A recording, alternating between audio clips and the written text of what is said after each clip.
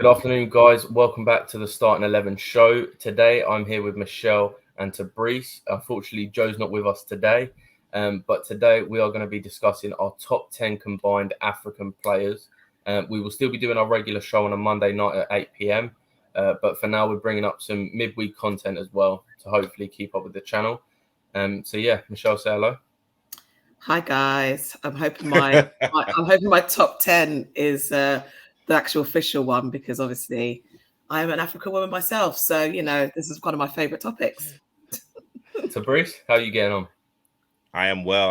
And like Michelle, well, not like Michelle. I'm not an African woman, but I'm African man. So I was going to say, are we revealing something, Tabrice? Well, it was I really had to kind of think about all of the players. So like hopefully, we can have a really good, interesting discussion about this. I do want to quickly say, I don't know if you're aware, I'm not African. So I'm a little bit out of place on this one. But Are you a woman, Billy? Are you a woman? No. Not last time I checked. Well, at least you clarified that. Right, moving into now, we have got 15 names altogether. If you guys are not aware, what we've done is Tabrice, Michelle, myself, and Joe have all created our own top 10 lists. They have been sent to me privately, and I've worked them out, sorted out tallies. So for who they've put in 10th place, they get 1 point, and so on until they get to first place, and they get 10 points. And what we've done is we've created our all-time combined, out of all four of our lists, a combined top 10, 11 of African players. We have got 15 names altogether to go through.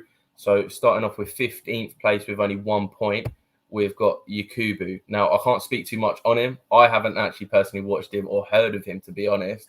I'm hoping Michelle and Tabrice can speak a bit more on the subject of Yakubu. So I can guess who put this in. It's probably Joe, because obviously he played for Portsmouth. I will say Joe did. Joe put him in at 10th place. Yeah, 10th. Yeah, fair. I thought so, because I think obviously he played for Portsmouth, and I remember his time at Everton. Like, I mean, he was a good player. For me, I don't think he did enough during his time in his career to actually come into the top 10. But that's just a personal opinion. But I mean, he was a great, solid player for like Everton. So I think that's I could kind of see where Joe's kind of come with that. But for me, there's better. I mean, I say better. There's stronger players out there. Yeah, first to Bruce. And I echo exactly what Michelle said. Exactly the same. So Joe putting him at number 10. You're not too sure. You feel that there's better African players out there. There definitely is, and I want to just put it out there that I'm not hating on the fact that he's Nigerian. Me being Ghanaian, everyone's going to naturally assume that. But 'cause I actually put some Nigerians in my top 10. But for me, I just don't think there was enough highlights during his career to kind of justify top 10, especially in his position as well. So that's my thinking.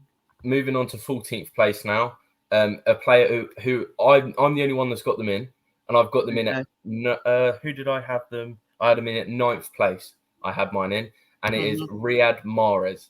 Now, yes, you can say it's a bit young. Yes, it's a bit like new to the scene. But what he's done, what he did for Algeria, I believe what he did with Leicester, he was unbelievable. With Man City, he's won 4 out of the 5 leagues now, maybe even 5 if Arsenal hopefully don't win it.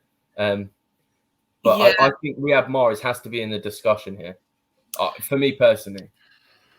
Guys, you look like you really want to say something. No, we can talk about him, but for him to be even in the top 15, I think, yes, he had an amazing season with like Leicester, but for me, he's a bit part player for like Manchester City, and for him to be ranked so highly, I think that's wrong. Personally, thanks very much. Didn't okay. Algeria, okay. Have they won the African Nations Cup? Yeah, they have, haven't they? Yeah, they have.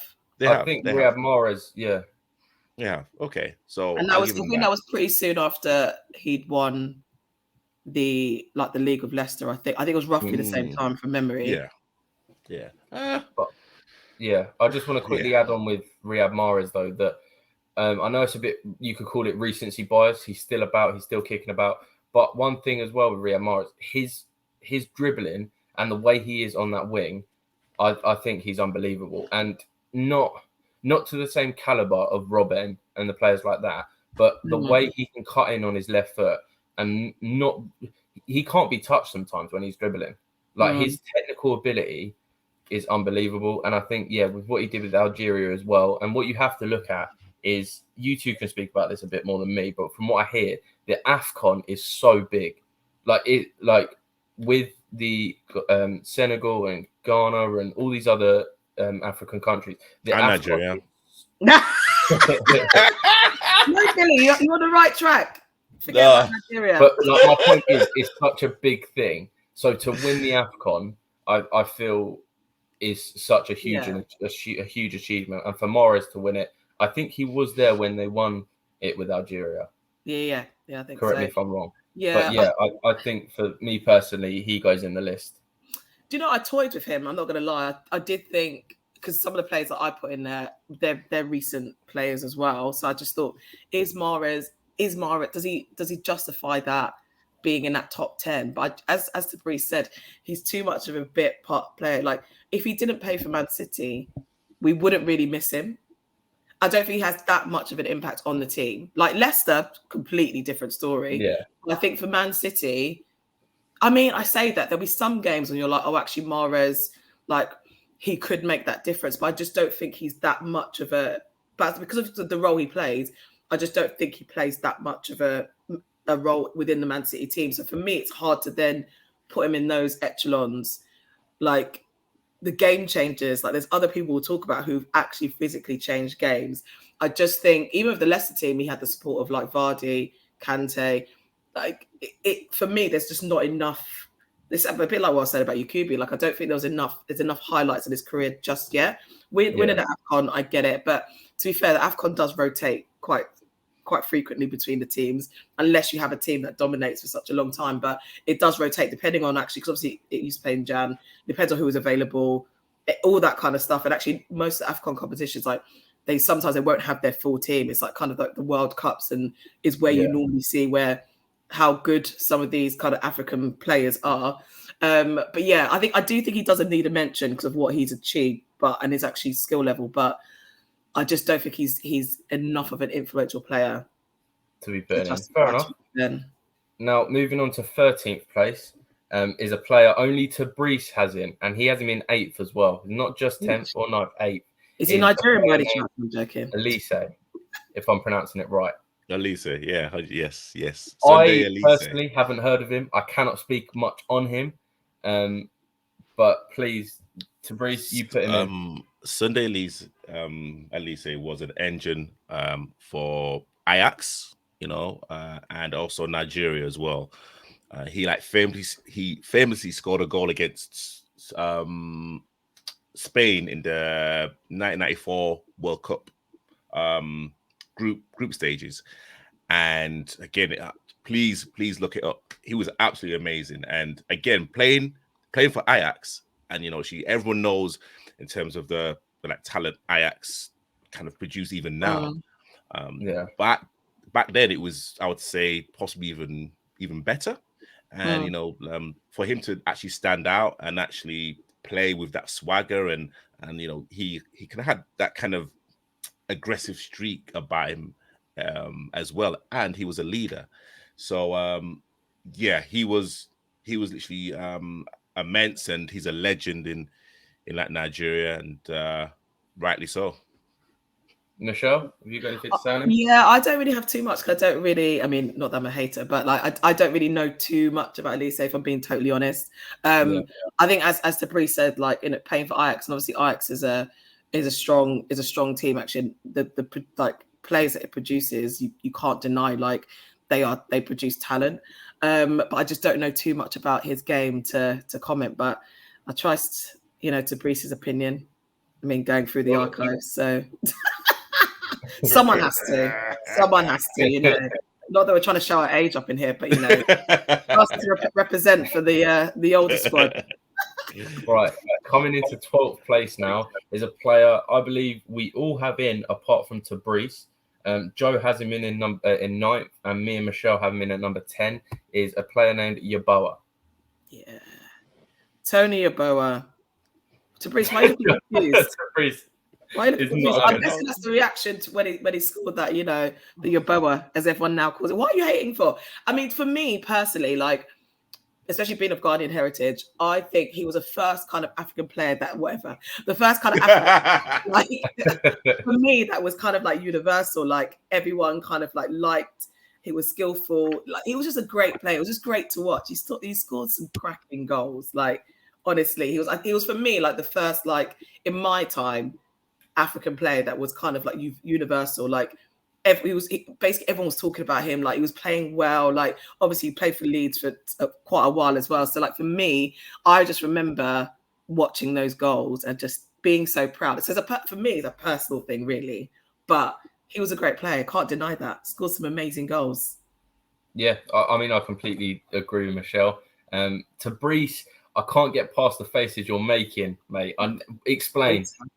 Okay, so Tony, no one knew about this guy until he came to Leeds, and let's be fair, he scored 2 cracking goals, one against Liverpool and one against Wimbledon, nothing else, and then he disappears. So I don't understand, and you know, fair play, but I don't understand why you guys would put him in your top 10. You know, it could be lack of knowledge. I'm not too sure, but. That's harsh. This top 10, mate. Top 10 is to do with emotion, like our own emotion to a player. He's right? got 2 goals. That everyone remembers. One against Liverpool, 100%. I mean, that's why you're salty. That's why you're salty. It's a Liverpool fan. That's what it is. That was a rocket, and the one against Wimbledon, fair play. But I don't know what else he did. Honestly. I actually don't know what else he did. Would you like to move swiftly on? Because we have got a player in 11th position, and they've got 5 points. And if I double check just quickly, Michelle's the only one that has him in, and has him in 6th place. Is a player I haven't heard of them, so it's going to be down to Michelle to sell the case. Yeah, so I mean, okay, because Tabrice is now going to come for me again. No. You know what? I'm seeing a theme with these Ghanaian you know what? You know what? I see where this is going now. You know, I see where this is going. Yeah, but let's. Okay, so Asperjan, we might look at his like domestic career and think, I mean, what did he achieve? I think when he came to Sunderland, I think we saw glimpses of what he could have been, but I mean, he was one of those players that just like rightly or wrongly said that, you know, the football career is so short. I'm going to go to places where I can make my money. And actually, to be fair, he's got a point. It's upsetting because I was like, he did well at Sunderland. And actually, if he stayed in the Premier League, I think he could have been like a great player. But for me, it's more for the fact that what he did for Ghana. Obviously, in the 2010 like World Cup, Ghana was the only that they got like to the quarterfinals, and like that for an African team, especially like it was based in South Africa, for an African team to get that far, it was immense. Like, it was amazing. And I just think the type of player that he was for that team, I just think there's something special in it. And obviously he's been nominated for African Player of the Year a couple of times, but I think for that World Cup, for what it did for Ghanaian footballers alone, like we actually stepped into the arena probably for the first time in like years. So I think that for me carries quite a lot of weight, considering what they achieved at that time. So that's my opinion. I know Tabrice, you obviously don't agree, but again, you're going to be like, what else has he done? No. You know what? I have to agree with you because he played football with a smile. And again, exactly what Michelle said. He was one of the first people that said, look, football is a short career. I want to make sure that my family is sorted and my family's family is sorted out. So like he kind of ducked out early from Sunderland, which, to be honest, I think a lot of people would have done. So, but I mean, his kind of goal celebrations, and again, like the smile on his face, and for the kind of country of Ghana, he was big, and probably still is big right now. So I do agree with Michelle on this one. Now, moving on to the 10th position now, this is our official top 10. We've just gone through the players that have unfortunately missed out. Coming in at number 10 is Kolo Toure. Oh, that's lower than I thought. I like Kolo Toure. Let me double check. Joe hasn't got him in at all. I've got him in. Michelle's got him in. And Tabrice, you don't have him in. Really? Why? So, I felt that there were just better players. Again, a great career at Arsenal, City, and Liverpool. But I felt that. Yeah, I just felt that there was just better players. But there were better players. Yeah, that's fair. I mean, I had him in and Michelle had him in. I thought he was an incredible player for what he did with, the achievements that he's got, especially with the Invincibles, unbelievable. He then goes to City and Liverpool, all top clubs. For me, Kolo Toure has to be in it. But I think that's more of a recency thing. A couple of the older players like your Boa, your Kubu, players like that I haven't really heard of. So that's why I've got Kolo Toure in. Yeah, Michelle? I agree. I mean, I think obviously as an Arsenal fan, like he was immense. And actually, it was weird because actually when he went to like City or Liverpool, I didn't really, when people just move to your rival clubs and you're like, you really have a hate towards them. With him, you couldn't really, because like, I think because his character, right, in terms of, like, he just played good football. He was a good person in like the dressing room. He stabilized that back line. Any team he played in, it's just the calmness he came with. So, I just liked him as a character. And obviously now he's working with Leicester. I think he's probably one of the African players that have actually broken into kind of like management. I say management is obviously not first team, but in that coaching sphere, like one of the few. So for me, that has to be recognized as in, it's one of those things that doesn't happen that often. So I think for he has to be in the top 10, has to be. So yeah, and obviously he was part of the great Invincibles team. I agree with you on the point with Kolo Toure as well. Yeah, exactly what you said and exactly what I said. Tabrice, you came with a very strong point of you just don't agree. You think there's better players? No, you know what I mean. Exactly. What you and Michelle have said about Kolo Toure. He's like one of a few players and coaches in the elite league. So that's kind of something that someone like myself should actually remember as well. It's kind of not just about what they've done previously, it's like what they're doing now. So I will literally take that as an L. So you admit it, that's good. Now moving into the 9th position now. Technically it was joint 10th or joint 9th. It was Kolo Toure and Essien on the same point. Let me bring him up now. From what I see here, Joe got him in at 8th position. Michelle, you didn't have him in at all. Tabrice, you had him in at 10th, and I had him in at, let me double check. I had him in at 7th, sorry. So Michelle, you haven't got Essien in. I know, there's my Ghanaian brother as well. But I just don't, again, it's a bit like what I said about Mahrez. I just don't know how much of an impact. I mean, you can probably talk from more of a Chelsea point of view, but I don't know how much of an impact he as an individual. I mean, he scored some bangers as well, but as an individual, I'm not sure how much of an impact he had. And I think obviously I was relating it to like his international career as well. And I was a bit like, I didn't really see, there was no real impact there either. But I mean, I like Essien, he was great. He brought a whole host of like Ghanaian fans to Chelsea.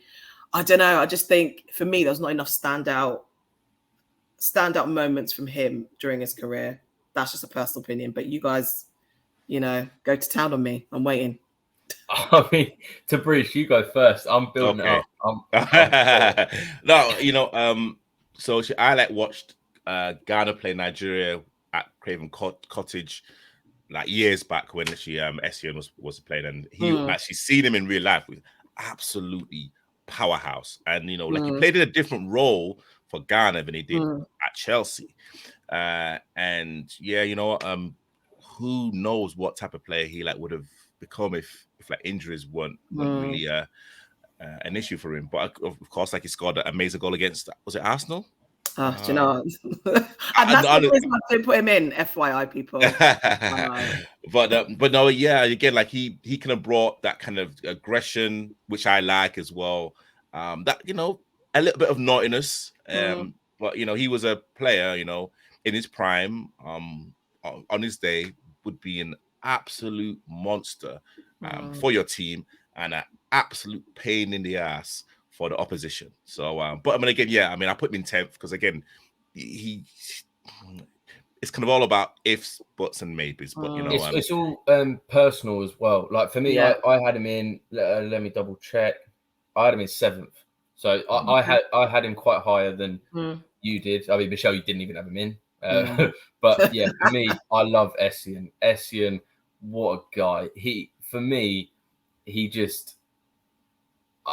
There was something about him watching him. You get the midfielders that we talk about, and I feel like with Essien, he does not get spoken about as much with Premier League sort of stuff. You talk the likes of Lampard, Gerrard, and Scholes. I think they're in their own bracket anyway.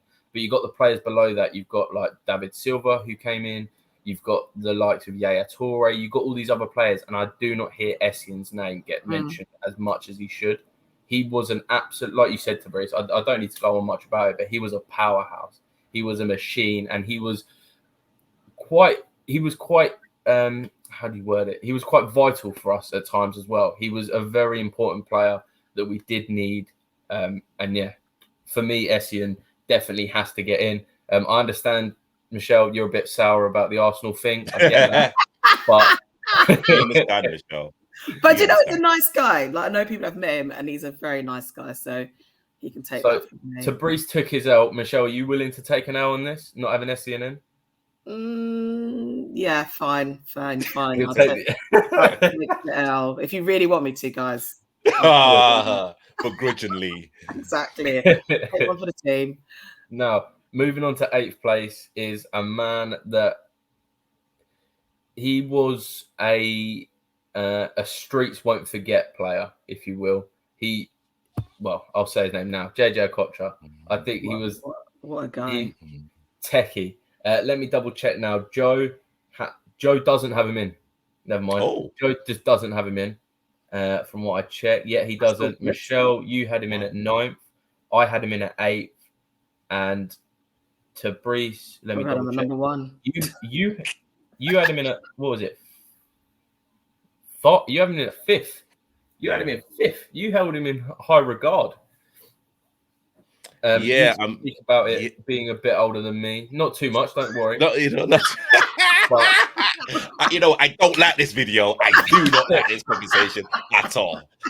But you know, as our elder, Fabrice, tell us why. I know. But you know, again, JJ, he played for Paris Saint-Germain. You know, at the time, you don't play for a team like that. And actually, I believe he was wearing a number 10 shirt. I believe, or you know. And literally, not a lot of players have the honor to actually wear that, and the crowd actually cheer your name. And of course, like he kind of came to Bolton very old-fashioned, you know. And credit to Sam Allardyce, he knew exactly what he was buying.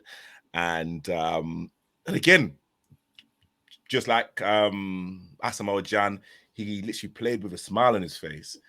And like the tricks and the flicks, and again, everyone knows the Ray Parlour rainbow flick. That was gorgeous. But you know, he could have did it in a way where it was effective. So you know, he wasn't just showboating. He was actually a vital member of that Bolton team. Yeah. And again, when Sam Allardyce is copying JJ Okocha's celebration, that's when you know the type of influence he had, you know, just at the club, man. He was just infectious, and again, what a player, and again, a great player for Nigeria as well. Yeah, I mean, Fabrice has covered it all. Like, he was just a joy to watch. Like, it just gave you so much joy just to watch him do what he did. And as the Fabrice said, it was effective. It wasn't just like showboating, taking a piss. It was actually just effective movement and play, like so skillful. Yeah, so again, it's a bit like what I said about like Tony Yeboah, as much as you know you guys are hating, but like it's those plays that you remember that give like it puts like Africa on the map almost. And I think for me, just being like quite young watching these players, like anyone that I heard talking about them, for me gave me quite a lot of joy because I was like, oh gosh, like African players actually throwing their hats in the ring. And I think he was one of the pioneers as well, which is always great. And he's obviously quite a key member of like, you know, the AFCON kind of like commentary team as well, which is quite nice to see as well, that continue. So yeah, he's brilliant actually.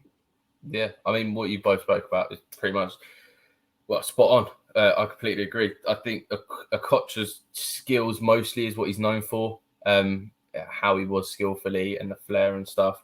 But he's definitely, the thing with Okocha, he's the same sort of effectiveness of when, now you're going to laugh, but like when Balassi, when he was kicking about, when his skills, he's not that next level, but he's that streets won't forget player. He's that player that you won't forget, but he didn't hit as high as what some of these players on the list are. And that's why he's coming in at 8th place. Coming in at 7th is a player named Kanu. Yeah. You've not heard of him too much. Quickly go through this now. Tabrice, you've got him in at 9th. Michelle, you've got him in at 8th. Joe has had him in at 4th position. Yeah, we know why. We know why. Yeah, we understand now. But I didn't have him in my list. Okay. I haven't heard of him, and you're going to hear this quite a lot in this video until you get to the top 3 players. But, I actually haven't heard of Kanu, but it's a lesson. Every day's a lesson, and I'm learning. It is, and he didn't play for Chelsea, so it's understandable too. Well, there you go. But no, Kanu, I mean, he obviously ex-Arsenal, went on to play for Portsmouth as well. He was just a beast. Like, he was just such a great player. So strong. I mean, the guy played to what age did he retire? I don't even know. 40. I think that's still a myth. I think no one actually knows his age. No one knows his age. I thought he retired. I think his real age was like 45. But my guy was still playing till the end. And like, do you know what? He's obviously like Pompey won. Was it the FA Cup, didn't they? With him in it. And to be fair, I just think he's just such an influential player. So for me, like, he was always going to be up there. Yeah. And what I remember, Kanu scoring is a hat trick against Chelsea? Was it Chelsea? No, it was a crazy hat trick. Like, he scored just amazing goals and again, the school of Ajax. He came from Ajax. Like, I think again, he's if you kind of come from that generation, then you know that you're a baller. And again, for like Nigeria, so influential, tall, gangly, but again, strong, quick. And again, it was just someone I could relate to, tall and gangly at the time. I'm probably putting a little bit more timber, but again, he was just immense and played for Arsenal, West Brom, and again, he's just widely received as an amazing ambassador for like African football. Yeah, definitely. And I think obviously that just touched on Arsenal because like the fact that he was playing for Arsenal when Thierry Henry was there, right? And he still made an impact. Do you know what I mean? Like the caliber of players that he played around for Arsenal specifically, and he was still. And I think this is again the thing about Mahrez, which that's why I couldn't add him into the top 10, is because even though Kanu was like often a sub, because obviously like Thierry Henry was the first choice striker, he still made enough of an impact to change games. Do you know what I mean? So I think that's why he, like, Kanu obviously came in quite high, higher than Mahrez for me. But in this Arsenal team he played in, he still was pivotal, which for me says it all. But yeah. I mean, I was waiting for you to explain it to me because you sold now, Billy. I'm like, yeah. Would I have put him in top 10? Probably. With problem. So I will take the L that I haven't got him in, but there's people who have had worse, so I'm not that worried. Moving into the next position is a player that is still fresh in everyone's memory. It is Sadio Mane. Now, if I go through on the list here, Joe has him in at 6th.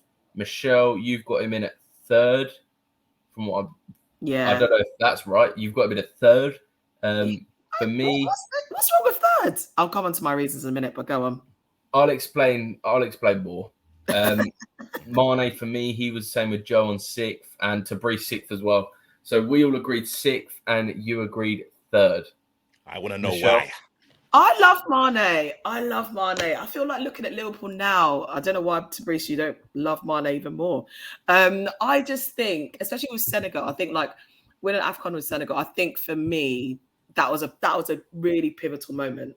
A really pivotal moment. And I think, again, I just don't think he ever got as much credit as obviously your likes of Salah and other players within the Liverpool team. I mean, I don't want to look at his kind of like Bayern career and be like, how well is that going? But I think Mane as a player and maybe just as a person as well, I just think he's amazing. I think there's much more to come with him. And I think that's kind of why I put him highly, because I was like, he's going to be a legend. Like, he's done enough already to be in that top 10. He will be a long-lasting player that everyone will still be top 3. Yeah, I do. I think what he's achieved in the last, he's obviously won the Champions League, he's won the league, he's won an AFCON, and these are in close succession as well. It's not like it's like a 2-year break, etc. Like, I think he's just building momentum. So for me, he's going to be, and he's a nice guy, guys. Let's look at personality too. He's a nice guy. But top 3. I'll stick by it. Tabrice, I will get on to you lastly, because you are a Liverpool fan. You're probably going to know more about Mane than anyone. But for me, for what he did for Liverpool, he was so vital. We can see it now. Now he's left. And like you said about the nice guy, I believe he did build houses in Senegal. Correct me if I'm wrong, or schools. Everything. I knew he was involved with that, and it shows some sort of player he was. I did hear a backstory about Mane, and he was playing in Senegal, I believe, and they actually he snuck away from his family to move over to the UK so then he could play football. And it's that sort of determination, the sort of passion that he's got, that he leaves his family, his country, everyone he knows, to go and play football, and he's reaping the rewards now. Yeah, I mean, he defied his dad, right? His dad literally didn't want him to play football. Yeah, didn't he?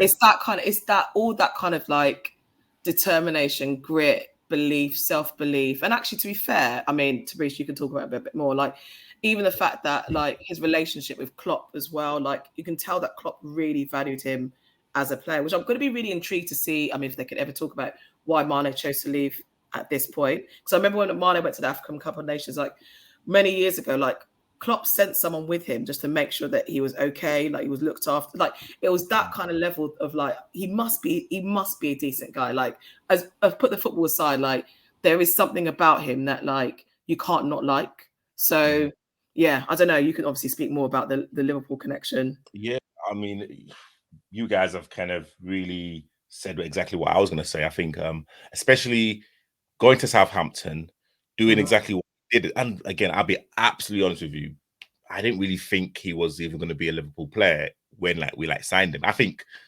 most of the Liverpool fans wouldn't have thought that he would actually become the player that he became. Yeah. Again, the work rate, the goals, he was so selfless as well. And again, when we're talking about legacy, he's going to be one of those players that a lot of people are going to be talking about generations 100%. I think the reason why I kind of got him in at 6, because he's still currently playing, and again, like, he's doing well for Bayern. I think once his career's done, and when we do this possibly in the next couple of years, I think he'll be a lot higher on the list. How high? 3rd? I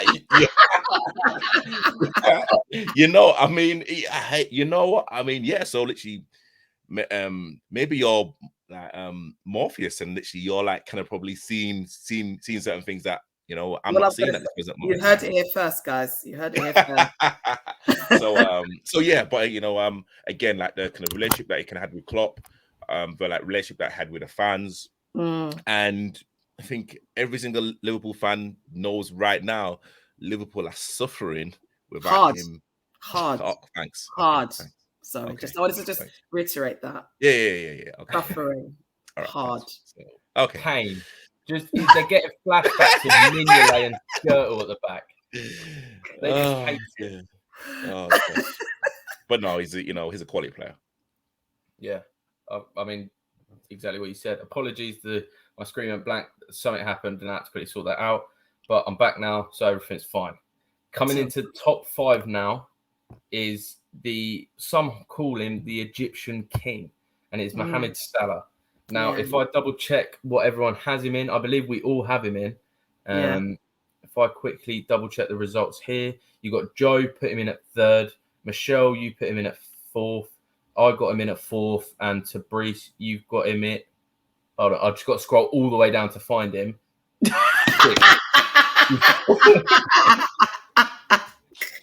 Tabrice, really? 6th place for your king. Mo Salah, yeah. And I don't want to talk about today's result, but no, please do. It's there's certain games and there's certain situations where you are looking at, your marquee players to turn up. And yes, he has turned up, especially in his first couple of seasons. He was absolutely amazing. Yeah. And again, like if you look at it, I think everyone knows his journey from Chelsea, or from Basel to Chelsea to is it Fiorentina or Roma, and then Fiorentina, to Liverpool. then Roma. Yeah, Fiorentina to Roma. So like he's been around. So like he had to wait his turn. So you know what? Fair play to him. However, when I'm looking at again I would say his overall work, I'm looking at players around him that have actually been his backup dancers, and now those players have gone. We're all seeing certain things that we didn't see before as Liverpool fans. Hey, you know what? He's kind of doing, hey, like, and again, like for Egypt, hasn't really done too much, really, to be fair. I think Egypt was the reason, one of his downfalls as to what he's doing at Liverpool. Because when he went, I think it was last season, he went to Egypt and he did, he was playing for them, and he came back to Liverpool and he just wasn't what he was prior to him leaving to play for Egypt. I don't know if that has something to do with it. Because he lost the AFCON final, and he probably thought it was his last one. Yeah, he lost it to his mate. Get over it. Listen, I mean, again, like a quality player, but again, there was a reason why I put Sadio ahead of him because of his kind of I think Mane overall for me has got a better body of work than Salah, but that's just me.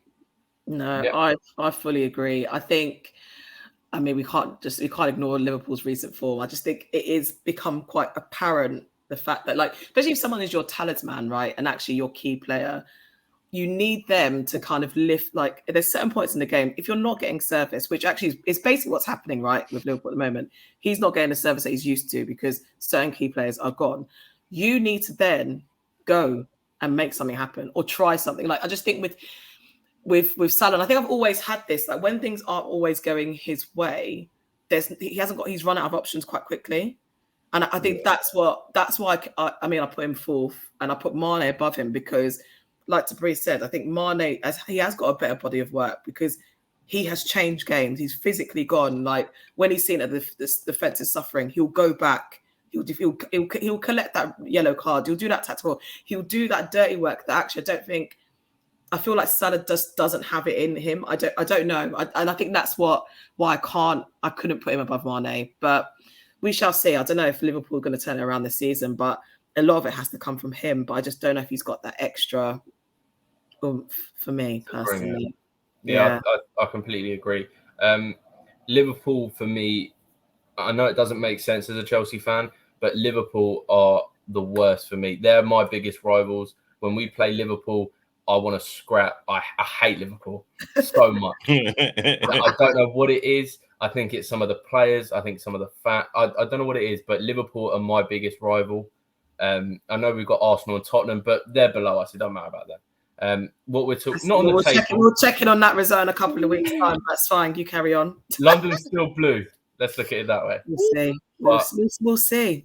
Liverpool for me, and there's a select few players who I cannot stand at Liverpool, and Salah's not one of them. I don't know if that's the Chelsea bias as well. He was at Chelsea, but what Klopp's managed to get out of Salah is unbelievable. The way he went from us as like a reject loan from Chelsea, went to Fiorentina, was doing all right, went to Roma, he started actually doing bits, and then Klopp brings him in, and he's the best right winger in the world. So you have to look at them sorts of things. And I think what he's accomplished with Egypt, carrying them quite a lot.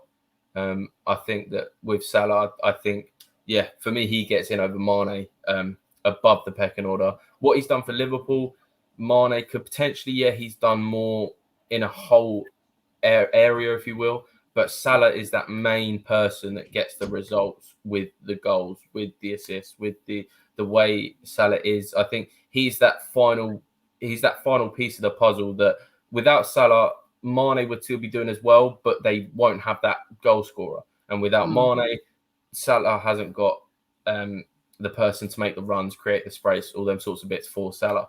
So I think I think they're both so close, but you could understand it going either way, to be honest. Yeah. I don't know. Have you guys want to touch any more on Salah? Touch upon more with Salah, or are we all good? No. We got coming into the top four now is one of my favourite midfielders to ever grace the Premier League is Yaya Toure. I think what he offered in every attribute in the game, he was good at. Physicality, quick, he was good on the ball, his passing was good, his shooting was good. And as a midfielder, you couldn't ask for pretty much anyone more. Yaya Toure, what he did, a lot of people forget what he did with Barcelona as well. He won a Champions League there. He comes to Man City. He wins titles for them there. And for me, Yaya Toure, just an unbelievable player. Where did Michelle have Yaya? Let me double check now. He's trying to hot me up. I had him quite high, you know. Fifth? So is it fifth? Joe has him in. Joe has him in at sixth. Fifth. Yeah. Sorry, Joe's got him in at fifth. Michelle's got him in at fifth. I've got him in at fifth, and Tabrice has got him in at second. Ooh. I respect that because everything I've just put towards Yaya, you can understand why. Yeah. Why do you seconds? Okay. I mean, I know Billy spoke about Gerrard, Lampard, and Scholes, and I think you've got to put Yaya. I think he's in there. Like maybe because he wasn't there as long as those players were, but Yaya, oh my gosh, man! Oh, listen, this exactly what Billy was saying. I like Barcelona. I think he was playing more of a centre back at Barcelona. He was kind of playing like more of a defensive midfielder. So no one knew the qualities that he had until he came to Manchester City. And listen, I mean, again, the passing range, how he drove with the ball, like the strength, he could take free kicks, left foot, right foot, the vision. And I'm sure that he scored. Like, please correct me if I'm wrong. I'm sure he was verging on about 35 goals in like one season, something ridiculous. You know, it was. And again, I remember the game against, I think it was Aston Villa, where he took the ball just in his own half and he just started running with it, and like people were just bouncing like no one could get the ball from this guy. And I'm honestly like he's. He was just something special, and yes, it kind of went sour with the whole relationship at Manchester City, but you know, I like believe that you got to put him up there with the Gerrards, with the Scholes, with the Lampards, and that's the reason why. That longevity though, because I think that's a huge factor as to why Scholes, Gerrard, and Lampard are all in their own separate, is because they had the abilities. and they were at the top of the game for so long. Whereas Yaya Toure, yes, he was good, but was he longevity-wise? Was he sort of the same as them? He was like at the top of his game for about 4 years, I believe. Was about 4, about 4, 4 or 5, about 4, which is 4 or 5, which is like still like a good return in the Premier League as well. And again, we're not talking about he was just good. He was elite. He was like top of the top. Yeah. So yeah, I think he deserves to be part of that trio. And yeah, that's the reason why I kind of got him in at second. Yeah, no, yeah, I agree. I think for me, like, he was that difference in Man City at that period of time. Like, when he was playing for Man City, I feared Man City just because of the type of play he was. And I think, as Fabrice touched upon, like that run, that's what I remember. Like, that is what stuck in my head. Like, literally, it was like gladiators. I was just like, literally, no one is stopping this guy. But I think it's those moments that you do remember from, like, and that's what makes players great, right? Like, we're talking about like longevity. Yeah, that is obviously a factor, but it's what they do in certain moments that make them either great players or just good players. So yeah, he's definitely. I wish I put him higher now. Actually, my bad. Well, let me double check. Well, me and Michelle both have him in at 5th position. I think if I look at the players I've got above him, so I've got Salah in 4th, so I've got Salah above Yaya. I'd probably change that. But my top 3, I can't have Yaya over them, in my opinion. But moving on to the next player now is a player who, when they sent me their list and they did not have this player in, I was shocked. It is George Weah. Now, who hasn't got him in his list? I haven't. Let me double check. Michelle, you haven't got him in your list. I want to hear this.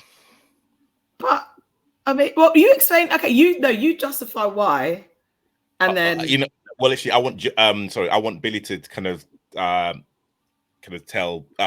say exactly where where Joe and myself had. So Joe had him in number 1. I had him in number 2, and Fabrice had him in number 1. Michelle's nowhere near the list at all. I want to hear this. No, justify it. I mean, no. What? We want you to justify it. No. So you think Kolo Toure is better than George Weah with your list? I mean, come on, guys. Think about from an Arsenal fan point of view. I was talking about moments. I justified my list before we even came on the stream. I basically just said it comes down to moments. I just didn't watch enough of where. I'm not going to lie. I didn't watch enough to kind of justify putting him. All the other people that I put in my top 10, I had moments that I remember significantly in terms of their football career. That's just a personal opinion.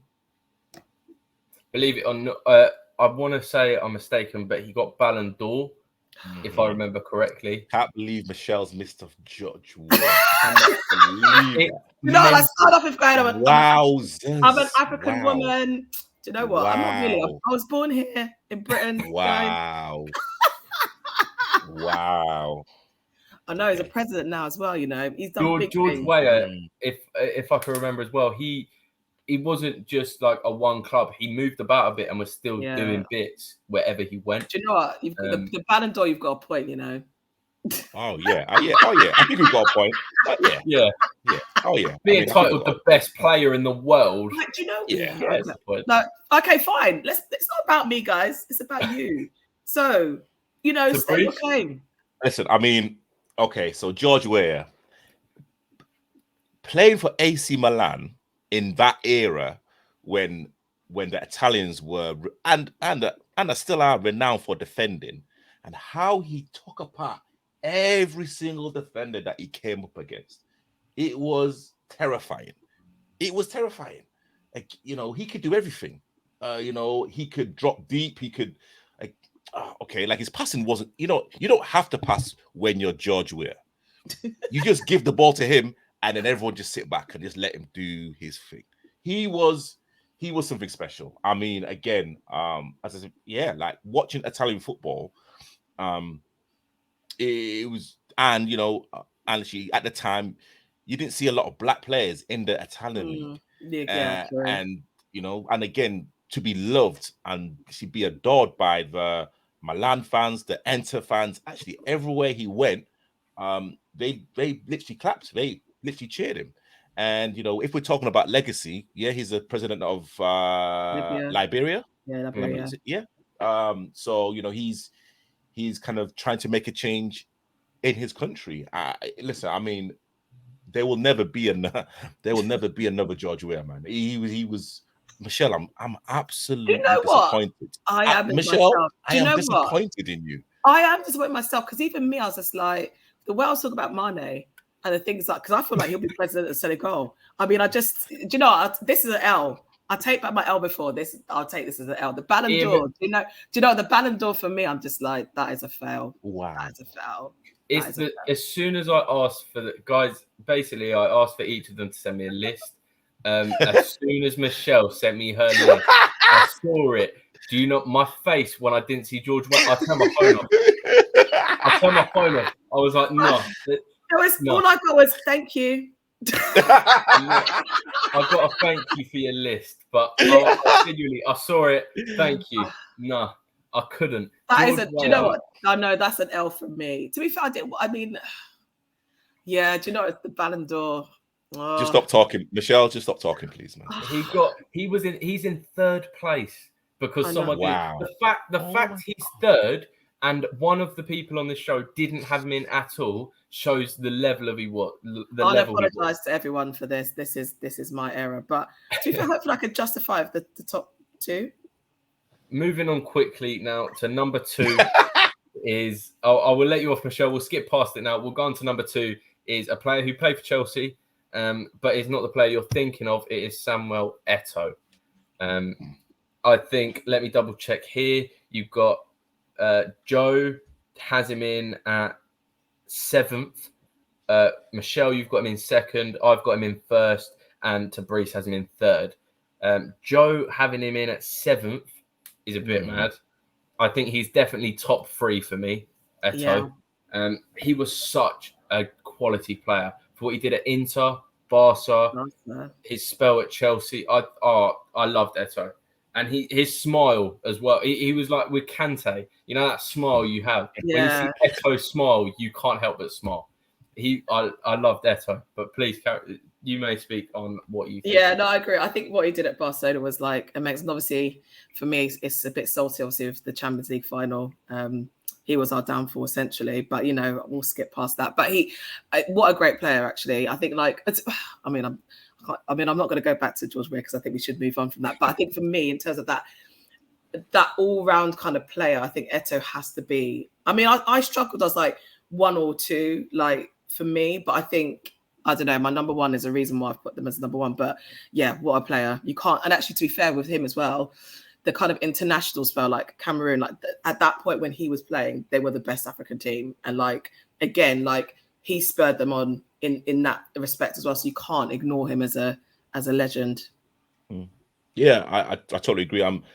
Was he on the books of Real Madrid? I'm not too sure exactly because I know that he was out on loan. Yeah, he was at the start. He was at the start. Yeah, very early. Very early. So he was kind of out on loan. So he was kind of jumping around. So again, having his time at Barcelona with Pep and literally with those amazing players as well. And then again, moving to another elite country in Italy and kind of doing the business there. Let's not forget about Cameroon as well. Cameroon have got an amazing history in the World Cup, and literally he was kind of flying the flag for them. And even at Chelsea, he was in his advanced years, but he could still do bits. And I just wish that he came to the Premiership a lot younger. But again, a great ambassador for African football. I know that he was at the final last year or the year before. So that he's kind of part of that committee. So he's a quality guy. Did he win the Champions League with Inter? Was it? I want to say yes. Because was he playing with Mourinho, wasn't he? No. The fullback. I can't remember his name. Zanetti. Zanetti. Was he playing with Zanetti at the time? Was that before him? Because I swear I know I want to say I know for a fact Zanetti won the Champions League with Inter. You know what? I don't know about if Zanetti won it, but I'm sure Eto'o won it. I'm sure he won it under Mourinho. I'm sure he did. I'm sure he did. Yeah, they did. Yeah. Was it against Bayern? Was it against Bayern? I want to say the final. What, the 2012 one with Chelsea? No. When it was at Inter. You know what? I think Bayern actually was it Bayern? But yeah, I'm sure he won it. Yeah, I think he won it in that. Yeah, I think that was a final. But yeah, just get on from that. Yeah, phenomenal player. I thoroughly enjoyed watching him. But the number one position is one of my favorite players. You can see the smile. Michelle's already hating it because of how many times this guy has torn Arsenal a new one. Every time. The man himself, the one, he's not only a football, he stopped wars. This guy is a top G. He did. He did. Didier Drogba. Now, I love this guy. He went, not only did, well, I don't even want to speak about before. Let's just move on. He left. I believe he was at Galatasaray. He came back to Chelsea and he was still tearing it up. Didier Drogba, for me, is one of the most enjoyable footballers I've ever seen. And I think he was one of the first people to actually revolutionize that one up front with the two wingers, because he used to single-handedly tear. I mean, Michelle can speak on it more because yes, she can. She feels it, but he used to tear the definition for me, the biggest game player of all time. If you want a player to step up for you in a final up front, it's Didier Drogba, hands down. I believe it's 10 goals in 10 finals, 6 goals in 6 Wembley finals, or 9 or something like that. It is ridiculous. What he did against Bayern Munich in the Champions League final, scoring an equaliser late minute of the game, scores the winning penalty, wins us the Champions League single-handedly, to be honest. Didier Drogba, for me, unbelievable. That's me over and done with. I'm happy. I know everyone was. I had him at number one because of what a player he was and what he did to us. I mean, there's only a couple of words you can describe. Beast. He used to bully us. And actually, the reason why I had him as number one, because he's one of the players I've seen live and just been in awe. And actually, it was an Arsenal-Chelsea game. So that game we actually won. But even still, I was like, he's something else. He's literally a different kind of person. And actually, as you said, like, I think for me, to make someone great, it's like single-handedly winning those games, like putting your body on the line. Like, he had everything. Like, defensively, like, literally hold up ball. Like, no one held the ball like this guy. Like, generally, he was just a beast. So for me, he was my number one, just because I've been at the end of like his greatness in terms of seeing all those losses and goals that he scored against us. But also, like, watching him live, it's like something else. Like, it was unbelievable. So he was definitely my number one for that. Yeah. Again, I echo what you guys have said about him. I think he changed the game. My first memory of Drogba was when he was playing for Marseille, and we played Marseille in the UEFA Cup, and he literally manhandled Steve Finn, and Steve Finn was our right back, and he literally just palmed him off. I'm like, who the hell is this? Like, he was just again, just levels above everyone else. And again, what Drogba did for the whole Premiership, I think he made the knee slide even sexy, because again, he was the one that actually started it off. Not too sure about his hair, but hey, you know what? Let's not kind of go there. But again, big game player against United in the FA Cup final, Arsenal a couple of times, Liverpool as well, Champions League final. And again, when we're kind of talking about like big moments, it is a disgrace. It is a disgrace. Disgrace. You know what? You know what? That again, that's in folklore. Literally that again. But he was the only player that actually was willing to say that on live television, because like it was. You know what I'm saying? We got robbed that game. Daylight robbery. daylight robbery. And again, what he's done afterwards, Galatasaray, and yeah, like he came back to Chelsea as well. Yeah. Oh, yeah. So I remember I was at my nan and granddad's and I was looking for the newspaper and I see Drogba come back to Chelsea and I was like, my prayers have been answered. He's come back. I remember it. I loved it. Yeah. No, again, there's no qualms. I mean, again, Drogba or George Weah, Michelle. I'm going to be crucified for this afterwards, but you know what? Honestly, yeah. Again, just a joy just to have him in the Premiership, and yeah, I can believe that he's doing so much stuff now outside of football, which is amazing as well. So yeah, fully deserved. Right, guys, that wraps it up for a great episode of our top 10. Just to clarify, who sadly missed out, we had Mahrez, Elise, Yeboah, Guyan. Yeah, but those players, we don't care about those players. There's only one player that really, that's someone on this panel, and again, let's be absolutely frank about this. Billy and Joe, the only white men on this actual, show, actually put this player like in their list. No. Do you know what? It's just when I'm actually now I'm like, who's the first African player to win a Ballon d'Or? Like even that alone. Jeez. Do you know what? I'll take the L, guys. We live and we learn, innit? We make mistakes in life. Yeah, we make mistakes in life. I'm 21 years old, and I know George Weah. I know George Weah. I just didn't. It's my own fault. I just didn't watch it. I mean, you know what? And again, like to be fair, again, like George Weah did like a lot of his work in like Italy, and again, it's like even like with my Carlo Torre, I'll actually have put him in my top 10, but I didn't really think about what he did with Arsenal with the Invincibles, and again his kind of body of work. So again, it's just opinion. So What just sort of quickly, but he's a president, so you don't get higher than that. You know, when you talk about what they're going to do in the future. He's a president. Like, do you know what? I've taken the L, guys. I've taken the L. One thing that does get slept on, I just want to quickly add before we leave, Drogba, with his goal scoring, a lot of people seem not to rate him as much because he didn't score the goals. But like you said, Michelle, he was a hold-up player. He allowed the likes of Lampard to move forward and score the goals. Is he the best striker? I think he's way up there compared to what other people rate him as.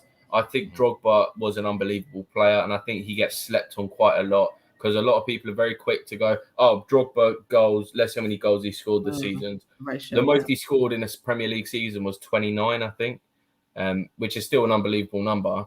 But yeah, I just wanted to quickly add that Drogba is from all of us agreed, our official top 10 list, Didier Drogba is our greatest African player of all times.